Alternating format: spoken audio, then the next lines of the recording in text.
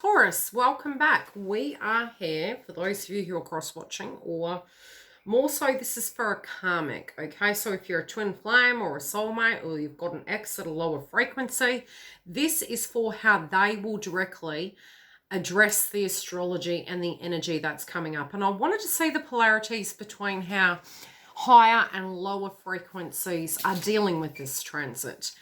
If you are checking in for just a general energy, more so, try not to look so much at the romance sector of the read. And I am channeling these energies psychically, and also going to place the aspects of astrology and why that's playing out. Also, if you haven't looked at your read for the beginning of the month and you are a Taurus, I do have a general read that does cover your love, your career, your tribe, and the eclipse energy, as well as the new moon. So if you've accidentally landed on this, feel free to go and have a look at that, and it's very detailed. Now, let's see what's coming up for those that are dealing with a karmic energy.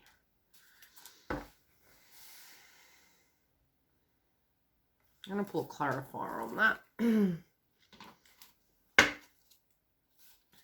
Okay.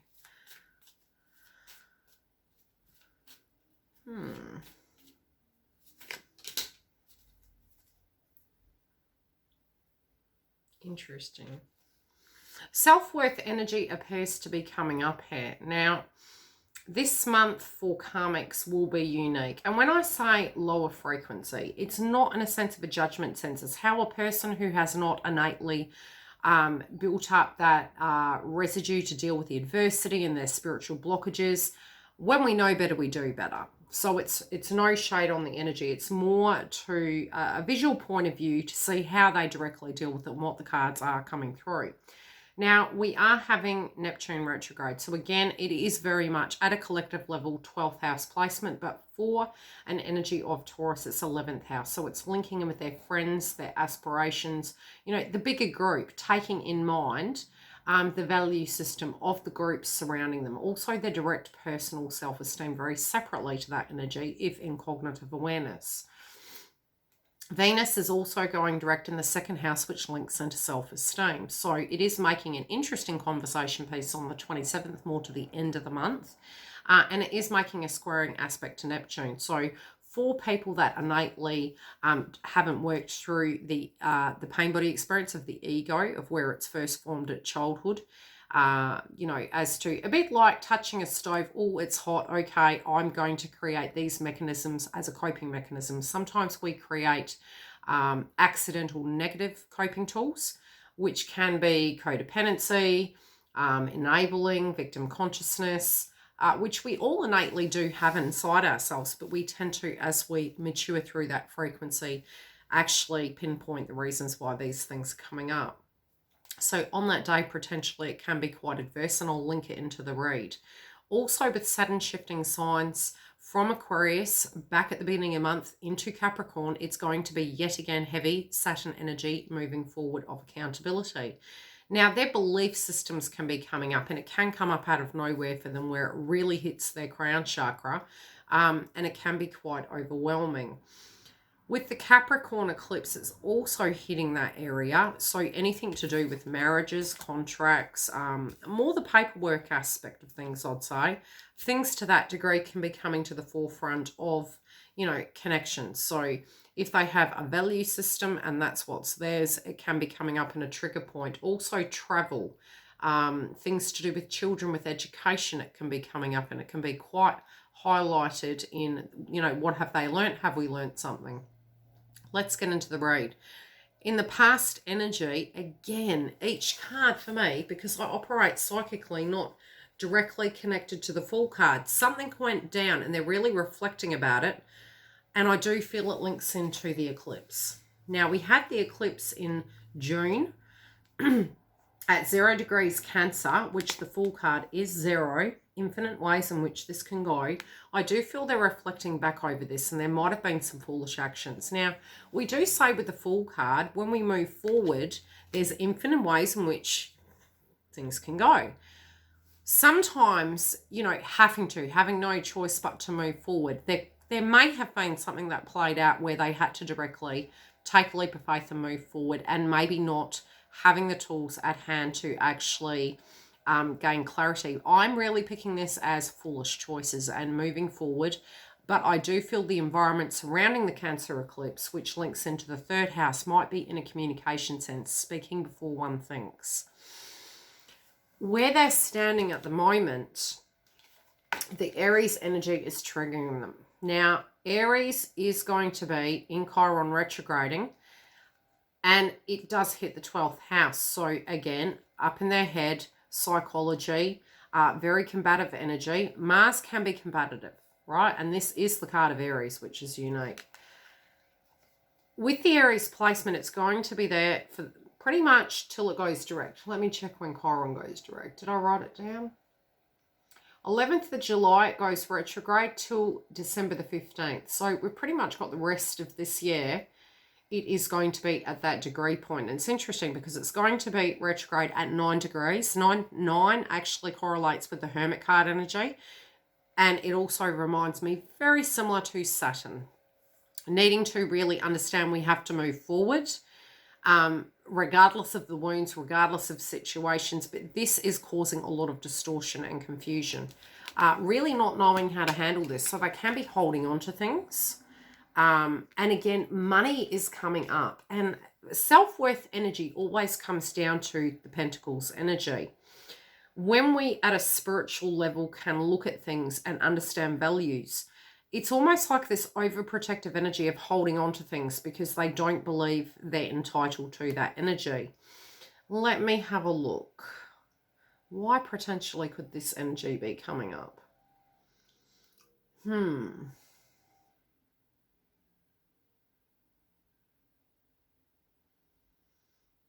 Yeah, abundance. I do feel maybe at an energetic level, not understanding the retrograde cycle of Pluto. Pluto was really making aspects to Jupiter. And it is really hitting, at a theoretical level, their 8th house.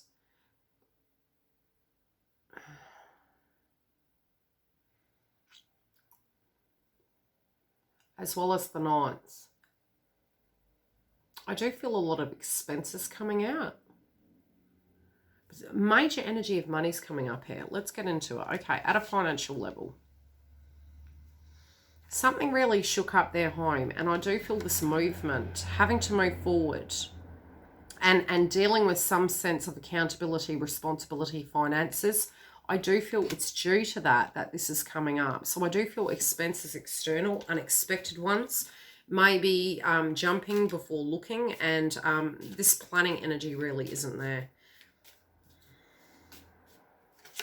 With fame, yeah, planning energy. Money coming out of left field, more coming in than out, wanting to hold on to it, but it's also affecting their direct foundation.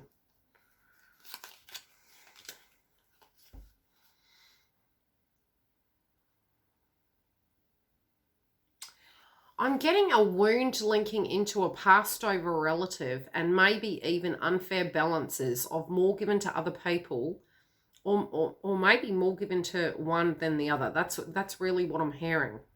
But there is frustration and envy surrounding some financial situation. I feel somebody's giving money to somebody else other than this person, and they've got this belief system correlating with it. They're really having to take the bull by the horns when it does come to their career sector and anything they're working on. And if they do, they're really guided that they will actually get some benefits through this. But I feel more it's generating through that 8th house placement of, coming from a love interest, coming from a male energy, coming from maybe a boss. But it feels family orientated. Really weird energies coming through this month. Yeah, something in this situation's changed. And if they're feeling that scenario is risky, I do feel they potentially could be ushering in other energies external, almost like a repetitious pattern. And this came up in the previous read as well, a similar frequency. And I'll see what's coming through in the romance, but I'm almost picking there is a potential that if they feel the power is outside of themselves and they're needing to have someone who's who's reliable to their belief systems, I feel they may be seeking that energy out. Because in their tribe environment, they've got the Chariot in reverse. And I do feel they might be looking at their surroundings and assessing in the broader scope of things, you know, a home-related dynamic, a relationship-related dynamic, if it is conducive with who they are. Yeah, going for gold. Can be very codependent. What else? Yeah, something's coming to an end. They don't want to be left out in the cold. They want to have something that is very stable. Some of them are needing to move due to family. And there can be very direct communication. There might be something going on the family front, very separate to this romantic connection, if they're still in it. And I'm not saying they are. But it does feel very much linking in with family and wishing to go back to simpler times. That can even be at a financial aspect. Yeah. Loss, yeah. The benefits of that sheltered life where it was, how do I place it? There was one particular parent figure that was really nurturing to this person. They may have passed, not necessarily. And due to losses in their life and having to resurrect and restart, it has become very unstable for them in their life. There can be a lot of reflection back on this where they're looking at it and feeling, you know, if only they could go back to that innocent state of where things were assured. And I think all of us collectively are really feeling that. Yeah, again, something was taken from their home environment. It's reminding them of this energy, which does make sense. Aries and Chiron hitting the 12th house. Psychologically speaking, it shaped this person to a degree.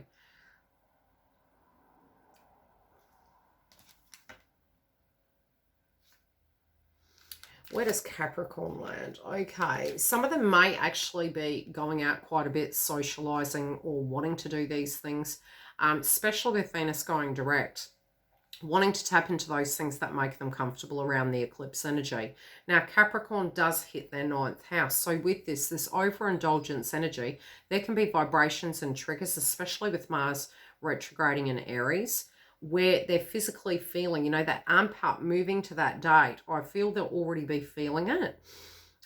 Plus, the way they're dealing with it can be from a very emotional point of view. The social aspects coming through, it's more reaching out to people, maybe avoiding certain situations. Yeah, visit, I told you, socializing. You know, not addressing the elephant in the room, really wanting to be social and maybe even seeking partnerships and connections that are more conducive with where they're at.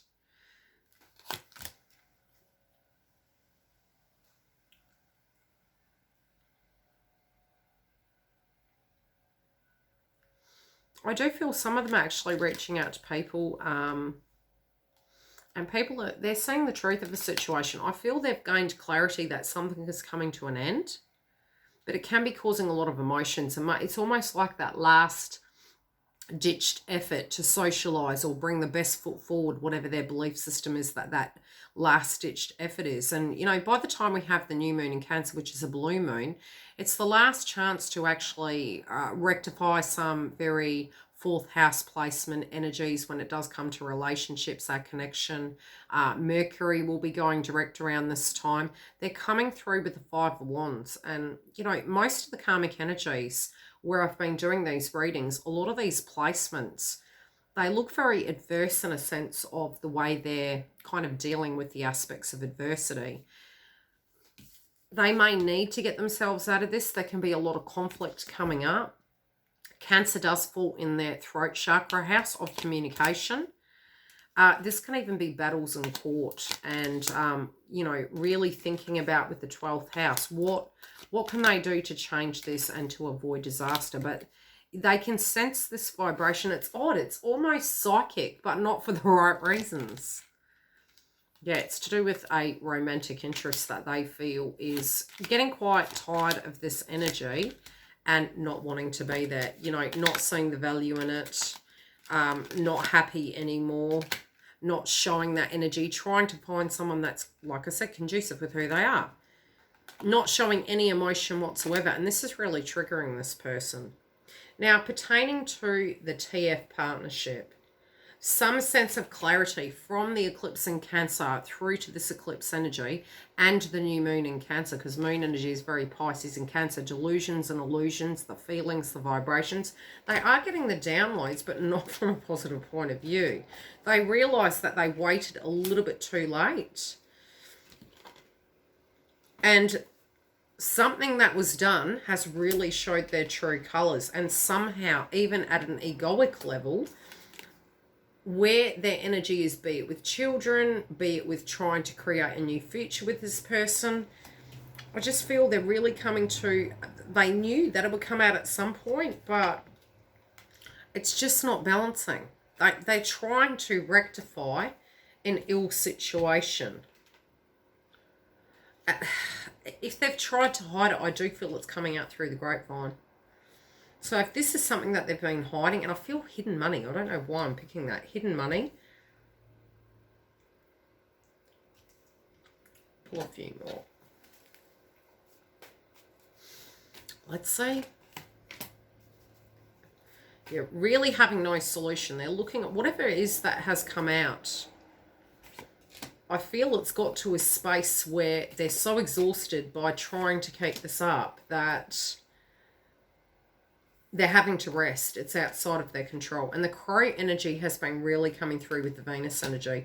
Almost like an ending of a cycle, but it's really navigated by Saturn at the moment. And I feel after this Capricorn eclipse, this person's going to be extremely high-strung and agitated. Maybe going back to the inner child wounds. If they do have a child, you know, looking for that shelter, looking for that protection, or looking for that, how do I place it? Worried about where they're going to be.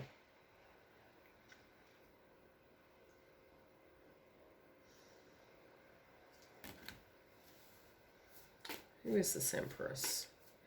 I feel they're in awareness of DF. Because I don't feel this is their energy. I feel, if anything, it's triggering them to move into, you know, what they're building and what they're wanting. I feel there's a lot of regret.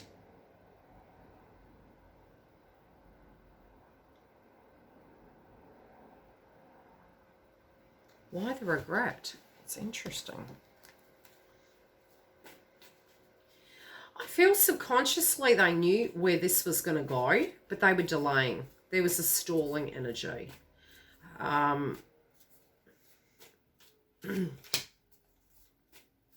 Stalling.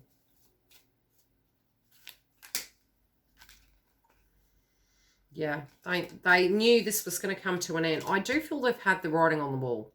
It has been coming full 360 for a while. They also do know that maybe in their minds they felt this person was out of their league, and that they knew that this was going to go this way. They were sensing it, and that's why they felt overly triggered by it. But they have really been deeply focused on Pentacles energy. Something to do with money. Oh, I feel like separating of assets I'm picking. And this can be like almost feeling like somehow due to some action, they're actually losing some sense of asset. Now, the crystal that is here for them, I'm not even going to try and say the name of it. I'll show you if I can get it in highlight. I was like, okay, I am grateful for my vital life, that my vital life provides me with the energy and motivation to live life to the fullest. Improved energy levels and increased life force maintains focus. This actually scares me. Increased feelings of self-empowerment, amplifying courage and confidence. Whenever I'm seeing the page energies and the Empress, it's almost like maybe they had felt that by having children, some aspect of adversity, connecting to career, money, empowerment might have been avoided. Some may be looking at that as a final dash solution to keep this energy here. But I feel they're almost psychically telling themselves, you know, do you really want to be doing that? Some of them already have. And it's almost like, okay, something to do with innocence. Now, the advice for what this energy was correlating with is like, are we doing this for love or are we doing this for money? And it just feels with that crystal energy, very psychoanalytical process that's coming up for them when it comes to what their plan of action is going to be forward. Let's see, what are they doing moving forward? I don't think it's going to matter. Not by where I'm sitting seeing it.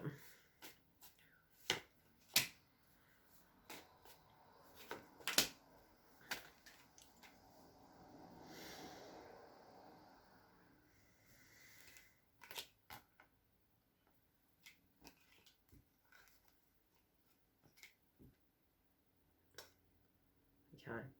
I do feel whoever the TF is, be it they're physically with them or they're regressing back and thinking about the person's operational system, I do feel the TF is actually an awareness of this. Be it this is an old energy or a new energy coming to a close. You know, this passion, this energy and what it was feels more lust. But it may have been a tactical approach to usher this energy in. I do feel they know that the passion is elsewhere. This is a change of plans, and you know, I really feel with these energies coming through, the innocent is being protected. So I'm feeling like if Twin has still had any dealings with this human being, go and look at their zodiac sign. I am more feeling that there could be a tactical approach to have that happen, but I feel this is past energy and it's already here. So for those of you that resonates, it would be more that the child's already in the picture. For those where there's no child, it is to do with the person's inner child wounds and looking back at childhood, as I mentioned above here, but it's also like, if they do have children, how am I going to look after this child? It is actually helping them ascend a little bit further, where they are turning the energy back onto that and back on towards family, be it it's their baby or not. It's like turning back towards family to do that inner healing, which is very positive. I do feel overall, regardless of where the connection stands with Twin or not, this person is getting the signal that this is not moving forward. They're intuitively understanding it does have a shelf life. For those of you that want to check your romance house mid-month and you're not a karmic, go and have a look and it will be up mid-month. Otherwise, I will see you for the live psychic downloads, very separate to the cards, during the month and for the astrology. Love and light.